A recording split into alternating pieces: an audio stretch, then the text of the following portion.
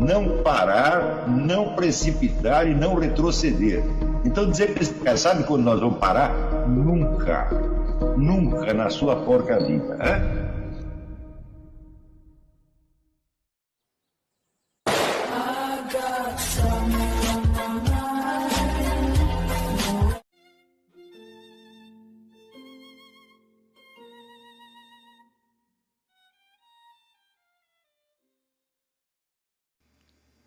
E aí pessoal, tranquilo? Então vem aqui antes do vídeo começar, pedir para vocês se inscreverem, quem não for inscrito, compartilhar, curtir, comentar. Quem puder seja membro do canal, que isso ajuda bastante. Tem também o link do Apoia-se. Quem puder ajudar nosso canal e apoiar financeiramente vai ser muito bem-vindo. Mas o mais importante é transmitir o conteúdo e os conhecimentos do professor Olavo de Carvalho para mais e mais brasileiros. Então compartilhe e ajude aí nossa causa. Muito obrigado a todos os membros, apoiadores do canal. Fico muito feliz. Tenho certeza que a gente está no caminho certo. Então fiquem com o vídeo e até mais. Valeu! O ser só pode ser compreendido como tudo isto inserido dentro da sua causa ou princípio fundante. Esse princípio, por sua vez, diz Lavelle, não pode ser concebido senão como uma subjetividade criadora, autônoma, independente e totalmente autossuficiente.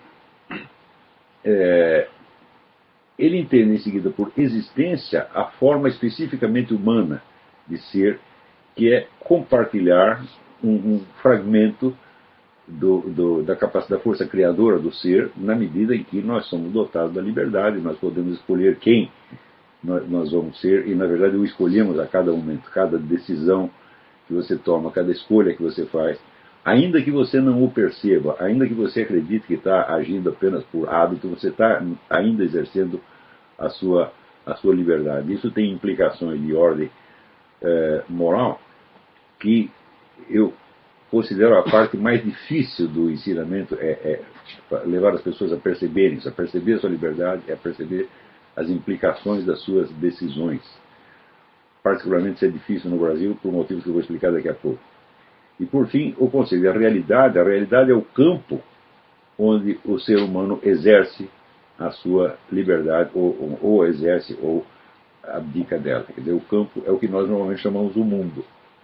Quer dizer, a realidade ou o mundo, para Lavelle, são a mesma coisa, e nenhum deles é o ser.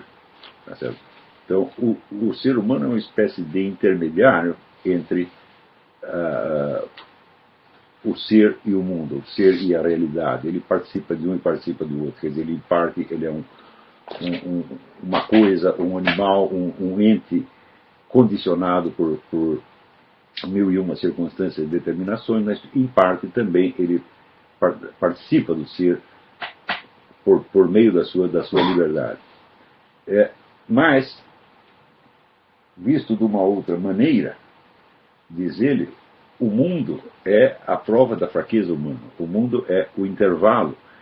Se o homem é um mediador entre o ser e o mundo, o mundo é, por sua vez, vamos dizer, o intervalo, o espaço que separa o homem do ser. Quer dizer, e separa não só exteriormente, separa também interiormente, na medida em que dentro de nós temos um elemento do ser, que é a nossa liberdade, e temos um elemento de, por assim dizer, mundano, ou elemento de realidade, tá certo? Que é tudo aquilo que nos constitui biologicamente, socialmente, etc. etc. Então, diz ele que existem duas maneiras, isso vai ser explicado no texto mais tarde, duas maneiras de você perder a conexão com a liberdade. A primeira é, evidentemente, você identificar o ser com a realidade. Isso hoje em dia é quase obrigatório, que as pessoas tomam, dizer, a realidade existente como se fosse o último limite do ser. Quer dizer, não há um ser além das coisas, do mundo das coisas, né? Incluindo aí o mundo social. E a outra maneira é você se identificar com o próprio ser, quer dizer, você tentar aquilo que o René Guénon chamaria a última realização metafísica, de você ser absorvido, né, no ser. Neste caso, a liberdade humana não faria o menor sentido. E no primeiro caso, ela é perdida. Então vamos ler esse texto aqui e examiná-lo pouco a pouco. É uma longa introdução de 50 páginas que o Philippe Perrault fez para a introdução à antologia, e eu acho uma coisa muito eficiente essa introdução. Então, essa numeração é minha, eu pus minha numeração só para facilitar as coisas. Né?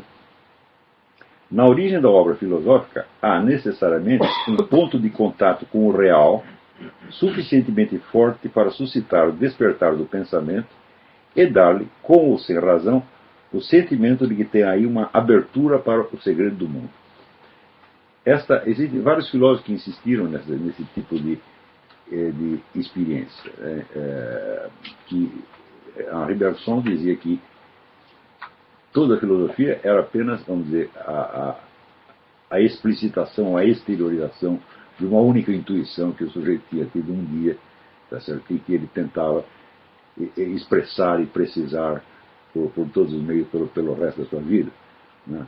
Eu lembro de ter lido uma coisa similar também em Ortega y Gasset, que ele até datava mais ou menos a época da vida em que a pessoa tinha. Ele dizia, assim, isso acontece entre os 26 e os 28 anos. O sujeito ele percebe alguma coisa, e esta coisa para ele nota que está para além da experiência imediata da realidade, e que de algum modo ele conseguiu penetrar numa camada mais profunda e ter, por assim dizer, um vislumbre do ser entendido, no caso, como subjetividade criadora autossuficiente.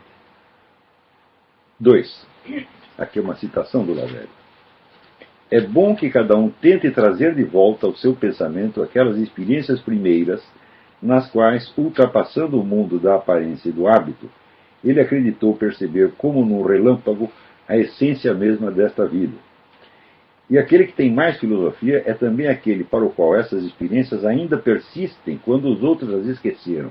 Isso aqui é absolutamente fundamental.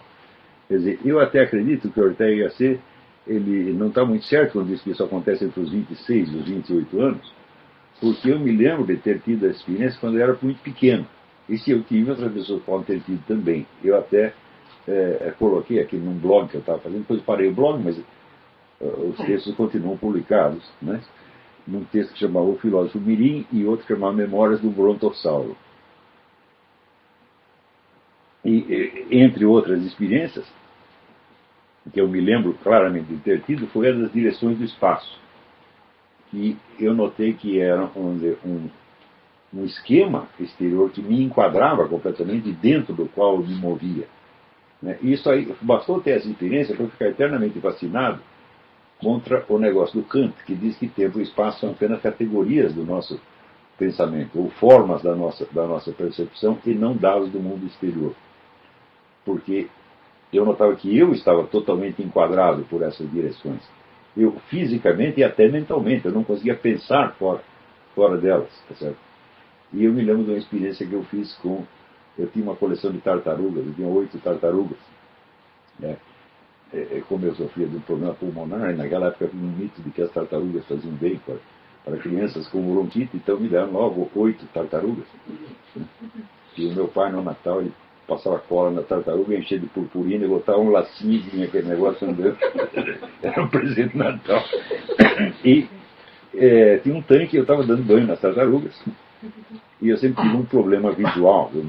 Um olho enxerga completamente diferente do outro, um é míope e o outro é hipermétrope. Então um acha que está tudo perto, o outro está tudo longe. E daí eu olhava as tartarugas com um olho, e olhava com o outro, olhava com o outro, e falava, raios, mas é assim ou é assim? Né?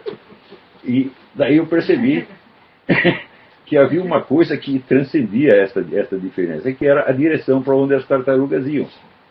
Eu olhasse com o olho direito ou com o esquerdo, parecendo mais perto ou parecendo mais longe, quando elas iam para a direita, era a direita, quando iam para a frente, era a frente, quando iam para trás, era atrás. E isso era totalmente fixo. E nesse instante eu percebi que toda a minha percepção estava enquadrada por esse condicionante. Mas não era só eu que estava condicionado, eram as tartarugas também. E as tartarugas certamente não eram formas da minha percepção. Então, nesse momento, eu devia ter o quê? Uns 6 anos quando isso aconteceu. Então, nesse momento, eu aderi definitivamente, creio eu, ao realismo filosófico. Ainda que, mentalmente, eu tenha aderido a outras filosofias no caminho. Quando eu li o Kant, eu achei que ele tinha razão. Mas, quando eu li o David Hume, sempre acha que os caras têm razão na hora que eu estou lendo. Tá certo? Quando eu li George Berkeley, né, que diz que é tudo subjetivo e tudo está se passando, na verdade, é na mente de Deus. Né? Todas essas teorias, elas me convenceram na hora, mas convenceram, assim, só intelectualmente, porque, no fundo, eu acho que eu continuava um realista, sem querer e sem ter consciência filosófica disso, por causa dessas experiências fundamentais. Você vê, também a dificuldade que eu tinha de me mover, né, me mostrava que o espaço não era uma coisa que estivesse à minha disposição, não era uma forma da minha percepção. Eu não posso me mover a mim mesmo dentro de uma forma da minha percepção. Isso aqui é importante. Quer dizer, tudo aquilo que eu percebo fora, eu posso dizer, bom, são formas da minha percepção. Mas e as minhas próprias ações? Tá? Como é que eu faço este milagre de eu mesmo criar essa estrutura de espaço e tempo e eu mesmo me colocar dentro dela como sujeito agente? Fala que é uma coisa que não é possível. Então, muito mais tarde, quando eu fui ler o Kant, eu tive essa impressão de que o Kant olhava o mundo como se fosse um cinema. Um cinema no qual ele, portanto, não estava. Ele estava vendo um filme e ele descrevia as coisas mais ou menos tal como apareciam. Só que fazendo abstração da presença dele mesmo nesse quadro. Curioso, no instante mesmo que ele diz que todo o mundo exterior é apenas uma projeção das formas da nossa percepção, portanto, ele coloca o sujeito no centro agente do processo, nesse mesmo instante ele subtraía o sujeito e olhava tudo como se fosse apenas um espetáculo que está se desenrolando dentro do sujeito. Então, portanto, ele identificava o sujeito humano com o sujeito absoluto, ou seja, com o observador universal. E isso realmente não é possível, ou antes, isso só é possível se eu fizer a abstração de mim mesmo como objeto existente. Ou seja, eu não existo, eu estou fora do quadro, e eu observo tudo, tá certo? E tudo está se passando, portanto, dentro da minha mente. Mas no instante em que eu me coloco já como sujeito agente, né, eu passo a ser objeto para outros sujeitos. E aí a ideia de reduzir tudo à estrutura da minha percepção ia para o buraco imediatamente. Então, eu só percebi isso depois de vários meses de lutar com a crítica da razão pura. Mas eu tenho a impressão que o Ortega y Gasset diz que ele levou 10 anos para se livrar da jaula kantiana. Eu não levei tanto tempo, por quê? Graças às minhas tartarugas. Eu já tinha tido uma experiência fundante que já me orientava nesse ponto. Eu tive várias outras experiências desse tipo já quando criança. Depois, evidentemente, eu as esqueci e só voltei a lembrá-las no instante que estava estudando filosofia e vi que, eu estou procurando a resposta para um negócio cuja resposta eu já tenho lá para trás. Só que quando eu tive a resposta, eu não tinha os conceitos e nem a linguagem filosófica para articular aquilo, eu tinha somente a experiência no sentido mais grosso da coisa. Mas que a resposta já estava dada, já estava. Né? Então, em seguida, aqui o Philippe Perrault faz uma analogia entre a poesia e a filosofia. Ele diz que as duas, de algum modo, emergem da experiência da vida. Tá certo? Só que, ele diz, o poeta expressa a vida tal como ela se apresenta, ao passo que o filósofo medita essa vida em termos de existência, ou seja, medindo a diferença que o separa que o articula e o separa do ser. Porque esse é o que o filósofo está buscando, no fim das contas, ele está buscando o ser. Tá certo? E, portanto, a explicação da existência e da realidade dentro do ser. Isso é o que todo filósofo está procurando. Então ele já não pode se contentar com a experiência direta da vida. Então ele já não fala em termos de vida, e sim de existência. Então esse seria esse outro conceito. Quer dizer, o que é a vida? A vida é a experiência da realidade. E o que é a existência? A existência é a forma de ser especificamente humana, marcada por essa tensão entre o elemento de liberdade, ou seja, a marca do ser, e o elemento podemos dizer, de condicionamento ou de determinação, que é marcado, então, pela realidade. Está claro isso? Então, diz ele, o poeta aposta na aparência, instala-se nela, distribui imagens. Ou seja, ele expressa a aparência diretamente. Você deve se lembrar que aulas atrás eu mencionei o famoso texto do Benedetto Croce, da Estética como Consciência da Persona Linguística Generale, que ele falava que a poesia é expressão de impressões. Quer dizer, impressão tomada no seu sentido mais imediato e verbalizada imediatamente. Eu acredito, e expus isso na teoria dos quatro discursos, que sem esta primeira expressão linguística, nada mais é possível. Quer dizer, que se você não consegue nem mesmo expressar as suas impressões, como é que você vai depois raciocinar a respeito delas, tá certo? Para buscar nela essas diferenças, ser, vida, realidade, existência, etc. Simplesmente não seria possível.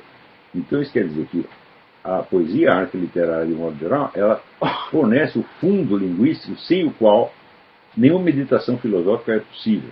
E por isso mesmo eu insisti que as pessoas, no começo, adquirissem uma verdadeira cultura literária. Isso significa não apenas ler as grandes obras literárias, decorar algumas, se possível, impregnar-se delas até o fundo, mas também ler as grandes análises críticas que foram feitas. Né? Até hoje, o número de pessoas que prestou atenção nesse meu conselho é pequeno, muito pequeno. Pessoas que podem pular por cima disso. Não pode pular. O sujeito chega aqui e fala, mas eu tenho um diploma de lógica matemática pelo NIT. Eu digo, dane-se, meu filho. Você vai ter que voltar lá atrás e começar a aprender a falar. Né? Porque você está como um sujeito que aprendeu a andar de bicicleta antes de saber andar. Tá certo? Então, quando tira a bicicleta, você não consegue se mover. Tá certo? Então, essa coisa, vamos dizer, da literatura é absolutamente básica, fundamental. Não tem como pular. Tá certo? Mas você tem que ler também as grandes análises críticas, a começar do próprio da Poética de Aristóteles, que é o primeiro grande livro de crítica literária do Ocidente, né? E depois seguir estudando. Aqui, no mundo de fala anglo-saxônica, ainda aconteceu o fato de que, como a filosofia acadêmica logo se fechou no circuito da filosofia analítica, isso é, passou a fazer apenas análise da linguagem científica,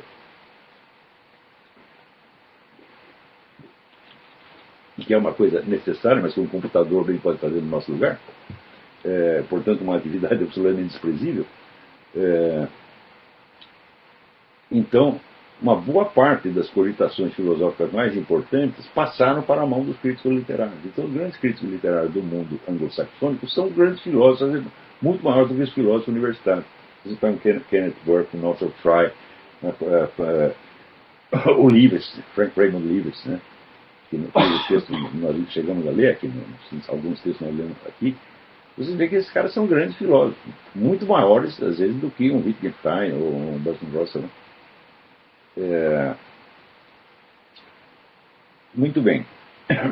Então ele diz, o poeta aposta na aparência, instala-se nela, distribui imagens, mas o filósofo resiste e reivindica por seu lado um arraigamento no ser, ou seja, não lhe basta expressar a experiência imediata, mas ele quer saber qual é a raiz disso no ser. Quer dizer, em que medida esta experiência é apenas uma aparência, em que medida ela expressa algo do ser, em que medida ela camufla, encobre o ser e assim por diante. Esse é o nosso problema, perguntar, né, qual é o fundo da realidade no fim das contas. Né? Então diz, assim nasce a ontologia, a investigação do ser. 4. A ontologia surge a partir do momento em que cessamos, ainda que por um instante, de utilizar ou de consumir as coisas e nos tornamos sensíveis ao espetáculo da sua presença puramente gratuita em torno de nós. Ora, uma certa dose dessa atividade contemplativa existe também no poeta, mas a sua contemplação é feita na experiência da realidade imediata e, portanto, é feita em função do uso e consumo que ele está fazendo das coisas, ou seja, da sua experiência real de ser vivente no meio das coisas. Tá certo? Então isso quer dizer que o elemento, vamos dizer, da subjetividade imediata predomina no poeta. Mas, bom, a subjetividade imediata é tudo que nós temos para começar. Tá certo? A pergunta sobre o ser é muito posterior a isto. Tá certo? Assim a ontologia se abre e se confunde com o mistério do ser. Isso aqui é fundamental. Parece uma frase que não é grande coisa, mas é fundamental no Lei Lavelle, porque o exercício da nossa liberdade, tá certo? E, portanto, a liberdade que nós temos também de investigar o mistério do ser, fazem parte do quê? Não da realidade, mas da existência. Né? E, portanto, eles refletem a parte do ser que existe em nós. Então, isso quer dizer que você, através desta interrogação, você já está se aproximando do mistério do ser pelo simples fato de você estar praticando a ontologia. Isso, ou seja, isso é parte da existência, portanto, isto é a marca do ser em você, e isto vai distinguir você do que é simplesmente a realidade. Porque distinguir entre existência e realidade é uma das tarefas fundamentais da ontologia. Quer dizer, distinguir entre a nossa modalidade de ser e a modalidade de ser das coisas que nos cercam. Coisas, seres, objetos, animais, sociedade, instituições, passado histórico, etc, etc. Tudo isso é a realidade.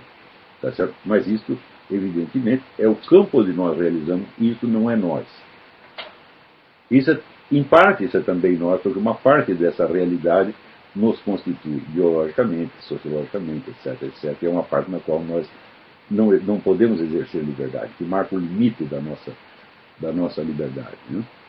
Isso é muito importante, que eu estou lendo agora as memórias do escritor romeno Virgil Georgiou, que é um dos grandes livros da humanidade.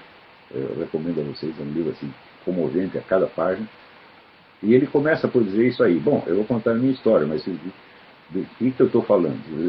O que é identidade? Por exemplo, eu tenho uma certidão de nascimento, né? Eu tenho uma família, eu tenho um corpo que é de um determinado tamanho, não de outro, é de uma cor, não de outra, etc, etc. Tudo isso aqui, eu não escolhi nada disso, eu não fui consultado a esse respeito. Eu não me perguntaram onde eu queria nascer, que altura eu queria ter, que cor de pele eu queria ter, que cor de olhos eu queria ter, que pai e mãe eu queria ter, que família eu queria ter, que país eu queria ter, em que sociedade eu queria estar. Nada disso. Tá certo? Eu fui consultado. E, no entanto, é isto o que, aos olhos das outras pessoas, me define. Tá certo? Então, o que tem tudo isso a ver com a liberdade humana? Absolutamente nada. E, no entanto, é a liberdade humana que vai construir o quê? A nossa biografia e aquilo que nós seremos no final. E é nesse sentido que o Louis Lavelle diz que no ser humano individual, ao contrário da espécie humana, a existência precede a essência. Em termos de espécie, é claro que temos uma essência genérica a qual pertencemos, quer dizer, nós temos toda a constituição normal de um ser humano, e essa é a nossa essência enquanto espécie. Mas se admitirmos a hipótese de uma essência individual, de uma esseitas, como dizia John Duns Scott, então essa esseitas não é dada pronta. Ela é apenas uma possibilidade que você percebe ou não, e realiza ou não.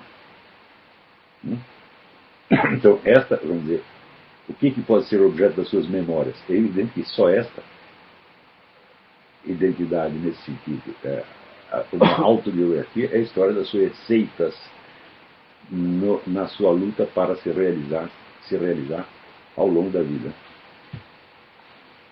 5.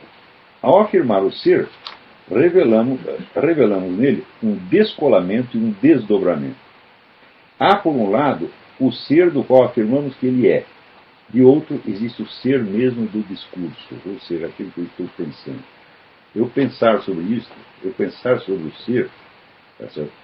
É uma coisa que manifesta o ser. O meu pensamento não está fora da realidade. Eu não sou o sujeito absoluto colocado fora, tá certo, do quadro inteiro da existência e da realidade para observá-lo. Não, eu sou um sujeito agente que está no meio do processo. Tá certo? Portanto, se o ser não se revelar em mim, onde mais, ó raios, ele vai poder se revelar. Tá certo? Do mesmo modo que a realidade. E se a realidade não aparece em mim e para mim, então eu não fico sabendo dela, ela não existe absolutamente.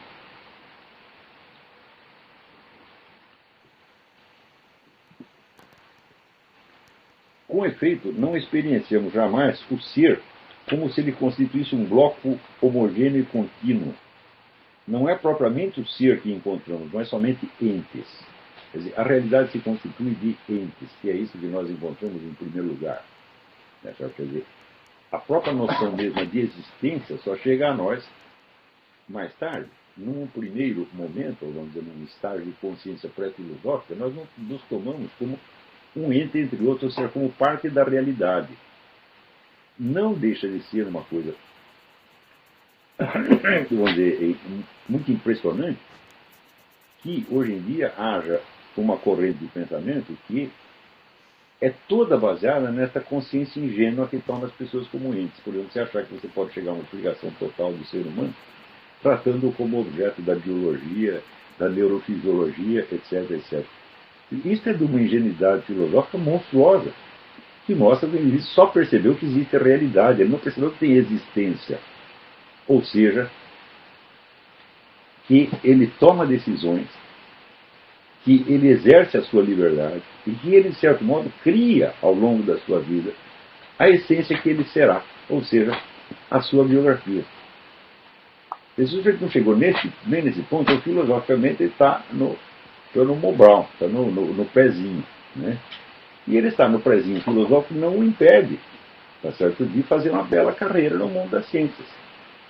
Porque não faz parte, vamos dizer, da exigência curricular de nenhuma ciência ter uma compreensão profunda dela própria. Ela tem uma compreensão extensa e exata do seu objeto, mas nem mesmo dela própria.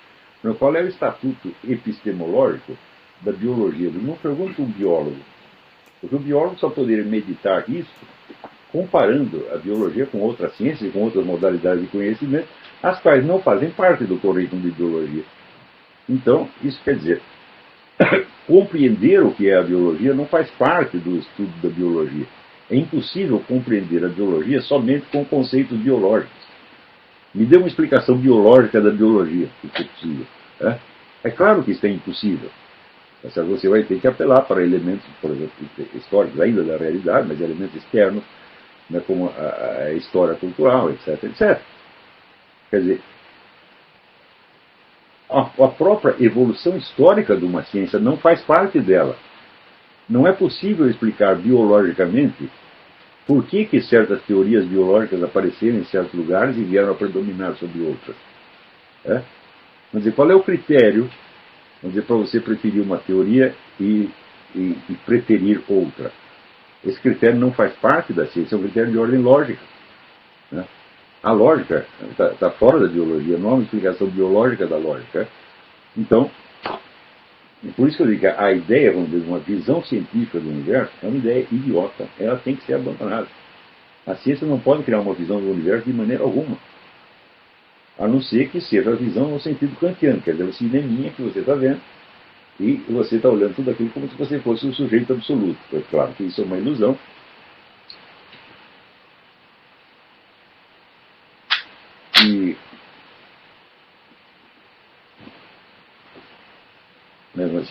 Mas por que as pessoas gostam tanto disso? Por que elas se deixam fascinar tanto por isso? É muito simples, porque a atividade científica ela produz utensílios e processos úteis que se integram então na estrutura de poder da sociedade. Então, elas criam meios de ação do ser humano uns sobre os outros. Então, são formas de poder, evidentemente. Então, por outro lado, não é uma coincidência que todas as ciências, para poder ser exercidas, necessitem de um apoio externo, social e financeiro monstruoso. Então, quer dizer, elas não são concebíveis nem intelectualmente fora desse aparato no qual elas estão integradas. Então, as ciências são formas do poder e não do conhecimento, de maneira alguma, embora produzam conhecimento.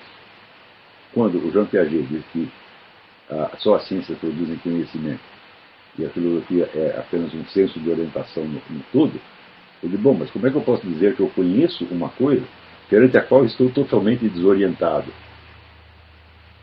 Se eu não tenho senso de orientação, eu não tenho conhecimento nenhum, eu tenho apenas dados para um conhecimento possível. O conhecimento implica necessariamente a compreensão do significado, da importância e das consequências de tal qual conhecimento. E toda esta consideração, quer dizer, do significado e das consequências, etc., nunca faz parte da ciência que descobriu aquele dado.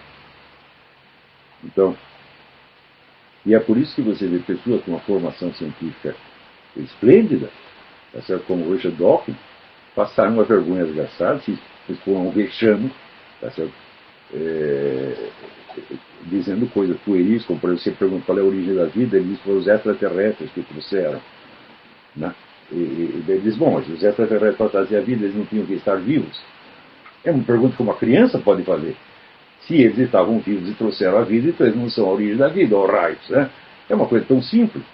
Tá certo? Mas quando você vê cientistas eminentes caindo nesse tipo de erro pueril e absolutamente inaceitável, então você entende que as ciências lidam somente com a realidade, ou seja, com o mundo dado. Elas não têm nada a ver, tá certo, com a existência humana, tá certo? E, portanto, com o sentido dessas coisas todas. Então, você possuir um dado, mas você não compreender o sentido dele, no meu entender, isso não é conhecimento de maneira alguma. Isso é apenas matéria para um conhecimento possível. Tá certo? Então, isso quer dizer que as ciências, elas criam problemas filosóficos o tempo todo e jamais o resolvem. Tá certo? 6. Na linha dos maiores pensadores, Lavelle postula que há um certo parentesco entre o discurso e o ser. Dito de outro modo, este último não é nem longínquo, nem impenetrável, nem irracional. Então, o discurso, o pensamento filosófico, ele é uma das modalidades da existência humana e, portanto, reflete imediatamente a nossa liberdade e, portanto, o elemento de ser que existe dentro de nós. Existe esse elemento de ser, que é, vamos dizer, a nossa liberdade, a nossa consciência de nós mesmos, etc, etc. Eu não me refiro à consciência profunda, até no sentido moral da coisa. E, por outro lado, existem os elementos de realidade, os nossos condicionantes externos, os quais constituem, paradoxalmente, a nossa identidade no sentido social. Quando você vê uma pessoa pela primeira vez, o que você vê? O corpo dela. Você vê o tamanho que ela tem, qual é a cor dos olhos, qual é o tom da voz, tudo isso ela recebeu pronto, ela não fez nada disso. Então isso constitui uma identidade no sentido, no quadro da realidade, mas não constitui uma realidade no sentido existencial, ou se quiserem, histórico da coisa. A identidade nesse sentido não é todo esse conjunto de elementos que a pessoa recebeu pronta de determinante externo, mas o que ela fez com isso. O que ela fez por sua própria exclusiva decisão e que ninguém poderia ter feito no lugar dela. E se o outro fizesse, faria parte da história do outro e não dela. Então, só conhecemos a pessoa em profundidade quando sabemos o que ela fez. Ou seja, quando nós a conhecemos, por assim dizer, biograficamente. E o que é a biografia? É a luta de uma essência potencial, de uma essência virtual, para se realizar, se tornar uma realidade histórica.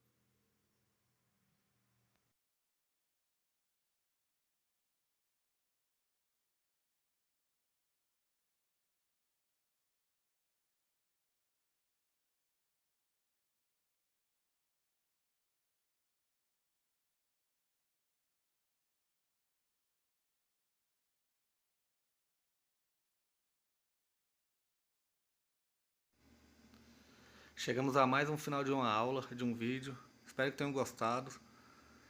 Quem não se inscreveu ainda, se inscreva, compartilhe, comente. Ajude o nosso canal, apoie, seja membro.